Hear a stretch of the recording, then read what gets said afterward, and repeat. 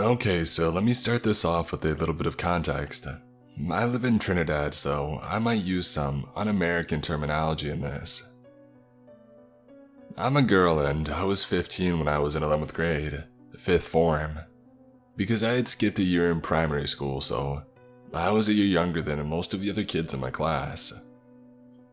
When I was in that grade, I was not exactly the most healthy or athletic person, but I genuinely enjoyed PE class and I liked to run around in the gym and play games and such. So when I had to pick courses for semester 1 of grade 11, I made sure to pick PE just like I had done for grades 9 and 10. I was a little shocked when I got to the first day of PE, and I found out that our old PE teacher had gone back to Canada because his work term here was over. He had been with my school for 4 years, so it was understandable when someone told me that he hadn't gotten fired. So we meet our new PE teacher. He looks to be around 30-something, with light skin and blue eyes and blonde hair that was shaved on the sides and styled but short on top. A lot of girls immediately liked him and said that he was handsome, but I didn't see it because I wasn't interested in boys or men.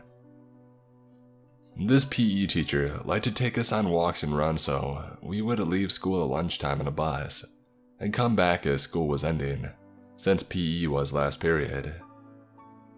One time we went to a place that was known for its holler monkeys. It was a paved path through the forest, and it went up and around a hill. We started walking, PE teacher in the back. When we reached as far as we could go in the time that we had, we turned around and started going back down the trail. I was slow and not very fit, so I was in the back with my teacher. The whole way down, we were talking about what we knew about the holler monkeys and the animals in general. I was an animal nerd growing up, so I had a bit of things to talk about.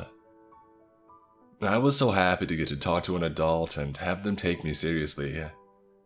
I know it's kinda dumb, but I am the oldest grandchild to a very traditional Chinese grandfather, and I'm a girl, so not a son like he wanted. He pushed me hard to get good grades and never really wanted to talk to me, and my parents were always working, so I just wanted a grown-up to actually listen to what I had to say. On the bus ride back, I sat in front of the bus so we could continue talking. I only got more attached to him when he would let me talk his ear off about whatever I was obsessed with at the time, which was usually some comic book, TV show, or movie.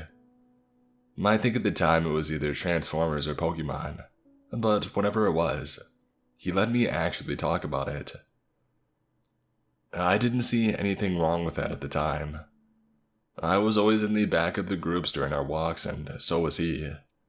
I figured that we might as well chat. He liked to touch my hair sometimes, but I was used to that because my hair was so long that it went past my butt. After a few days of just walking and going places to do jogs, we played field hockey. We did it with 2 teams, and our teacher playing as just someone who would pick teams as he played, so he was kind of like a third team all on his own. He would help the losing team score points, and I don't think that it was a coincidence that the losing team was mine, seeing how non-athletic I am. It was during this game that other girls started to see something wrong with the way our teacher played. He would pat girls on their butts with his hockey stick in order to get them to jump or get startled, leaving the ball open for him to steal. The girls later were complaining that what he was doing was gross and wrong, but I said that I didn't see anything wrong with it. It took me time to realize that he really shouldn't have been doing that. The realization coming when he started to use his hand to pinch the girls' butts instead of tapping them with a hockey stick. Next thing I knew, the dude was fired. He didn't quit, he was fired. One of the girls must have told the principal or something, but I know that it wasn't me. I was actually so upset when he wasn't there anymore, and looking back on that and knowing that I felt that way makes me feel disgusting. So to my 11th grade PE teacher, please let's not meet again. Hi, and for the record, I'm a female. I'm turning 19 this year, and the story happened when I was 15. Oh, and also I'm from France, which can explain my English mistakes if there are any. When I was 15 years old, I just got into my junior year. I created my first Twitter account that I deleted because of this story. Some information. I didn't tell anyone my username, neither my family nor my friends, because I didn't have any. My profile picture was an avatar, so no pictures of me on the account. And as a location, I said Paris because I lived in the suburbs. I didn't have any followers, 20 or maybe 30, and I didn't follow that many people, so my TL was not really interesting. One evening in October, someone sent me quite a strange direct message. It was from a 200 followers account, and the message was, "Hey, my name's Rob. I just turned 17 and wanted to know if you lived in blank because I will soon move and go to the town high school and I'm looking for friends." Blank was obviously the town that I lived in. I immediately thought something was wrong because there was nowhere on my profile that said where I actually lived. But after some time thinking, I remembered a tweet I made weeks ago about buses, and I mentioned the city, so I told myself that he just searched the town name and found my tweet. His age wasn't shocking because I'm 2 years ahead of my classmates. I was bored and he was polite, and I answered him. I told him that I did indeed live in this town, and I went to high school there. The discussion was natural, and we talked a lot that night, mainly about high school, about the food at the cafeteria, about the teachers, that kind of thing. But as it was getting very late, he tried to interpose some personal questions like, "Do you live far away from the school? In a house or in an apartment? Do you live with both your parents? There's 5 of you. You're not often home alone, right?" I never answered because it was way too shady for me, and unfortunately he didn't insist. Unfortunately because if he did, I would have probably blocked him. The next day, same thing. We talked a lot and he was still asking personal questions to get to know me better, and so I asked him too. And he always answered with what seemed like honesty. I still didn't answer the questions about my house though, because he didn't need to know anything. It lasted 2 or 3 weeks, but it was enough for me to develop feelings for him. He was handsome, super kind, and it was everything that I needed. Because I was bullied for years and even today, I still develop strong feelings, but most importantly, blindly trust people who are friendly to me. In France in October, we have a 2-week-long vacation, and the day before back to school day, he finally told me that he was coming to my high school because he had finally moved in with his mom, and he asked me a place to meet during the morning break. I was so happy and relieved to be able to finally meet him, and I told him to join me in the hallway. But when he understood that there would be people around, he said that he would prefer an isolated place because he was afraid he would not recognize me and didn't want to spend the whole break looking around for me. It was a good excuse for me, so I told him to meet me in the 3rd floor bathroom because we weren't allowed to stay there during the breaks and no one would disturb us. In my head, even though it was a little bit creepy, I was still in the school so nothing could happen to me. Next day, back to school day, I made myself pretty. I wore my best clothes and counted down the minutes, and finally, when break time arrived, I ran to the bathroom and waited. And when he arrived, it was him. He was not a catfish and he looked quite like his profile picture. But I noticed that he seemed a little bit older than he told me. I thought 20 years old instead of 17. We talked a lot, we got along well. I was so pleased, and at the end of break, he asked me to go with him to the fast food place for lunch. I said no because I didn't have any money, and I always refuse for people to pay for me. It's a principle. He seemed disappointed but offered to walk me home after classes. I explained that I have to take the bus, but that he could walk me to the bus stop. He looked disappointed again, but finally accepted. And that's exactly what happened. And it was so great that it quickly became some kind of routine. We met in the third-floor bathroom during the morning break, and he walked me to the bus stop after classes. A surprising fact, I never saw him in the hallways nor at the cafeteria, but I thought at the time that the building was huge and that there were over 1,500 students in there. So if our schedules didn't coincide, there was no way that we could meet each other. This little game lasted until December, so almost a month and a half. The 14th of December, a Thursday, I complained about how lonely I was going to be that evening, because my dad was abroad for work, my brother was always at his friend's house, my little sis was on a school trip, and my mom had to work late that very night. It was very reckless of me, but after weeks, I thought that I could trust him. That evening, he walked me to the bus stop. We both waited. I got on the bus and waved at him and put on my earphones. I had 2 stops before my house. It was about 5:45 in December, so it was already really dark outside. And as I got out of the bus, I had a really bad feeling.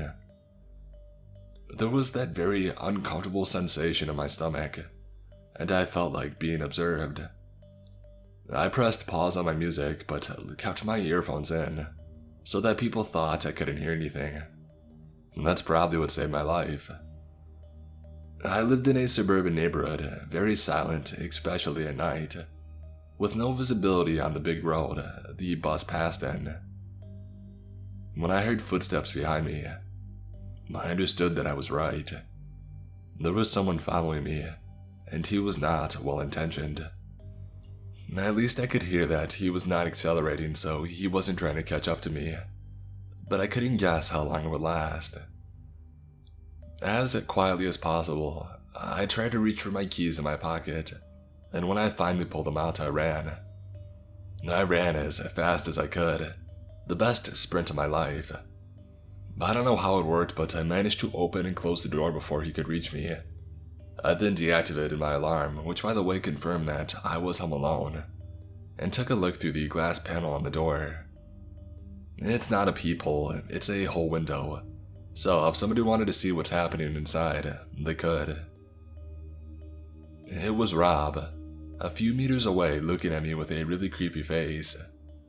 He followed me to my home, probably with a car, and he was clearly not here for chit-chat. I still don't know why I didn't call the police. I was totally paralyzed. We both stared at each other for a minute, and when I took back control over my body, I ran in the kitchen and I got a knife, and I got back to the door. He was there too, banging against the door.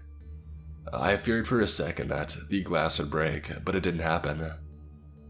That moment when I was pushing against the door, praying for it not to break while he was kicking harder and harder, was the longest that I have ever experienced. After maybe 5 minutes, he stopped and got around the house, knocking against every shutter, and he got to the back door. He looked very angry, but then my neighbor's car reached my house and Rob ran away, probably thinking that it was my mom coming home. On Twitter, Rob sent me 1,000 DMs before I could block him.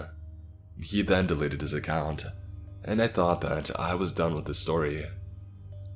But quickly after, some accounts which have just been created followed me. Their ad names were all a series of numbers and the first letter of his name, and as soon as I blocked one, another one followed me. I chose to delete my account because I couldn't make it stop, and it was too much to endure because they were sending me dozens of insulting DMs. Later, I talked to the people who were supposed to be Rob's classmates because I haven't met him again in days, but not a single one ever heard about Rob. This guy was never a student in my high school. That's why I never met him apart from our daily meetings. That's probably why he seemed so old. I never heard about him again anymore, and I'm still asking myself, what did he want and what could have happened that night?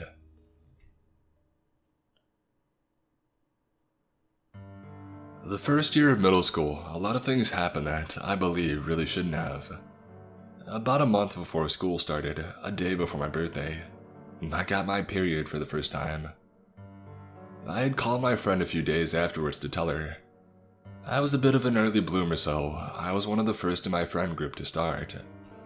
Well, later on, this particular friend of mine and I got into a fight, and her retaliation was to start a rumor about me around the school that I was pregnant and had sex with a high schooler. Throughout the day, I noticed people giving me weird looks, and I had no idea what it was about until my friends told me. I came home bawling my eyes out, and my sister knew why. Being in a small town, rumors spread like wildfire, and everybody already knew about it. This girl at the high school my sister was at told her about it, and she went off on her. And this started a whole chain of events. Me crying, figuring out who it was, and my mom at the principal's not leaving until they promised to do something about it. It slowly started to get better. But walking home from school, I lived nearly across the street, became a hell. I never learned the guy's name, but the first day he followed me around on his bike with his best friend. They circled around me, so I had to stop walking, asked me personal questions, which I'd either stay silent or say something snappy, or just a bunch of things to purposefully make me uncomfortable. On the third day, he kept making sexual comments about me to the point even his friend said, "Too far, man." After that, he never had his friend with him. I just kind of broke down a few days after it happening. I was always a really shy, quiet kid. I spent most of elementary school not talking. I had no idea how to handle it, and I was scared to ask for help, because I didn't think anybody would believe me or not take it seriously. So I simply just didn't say anything.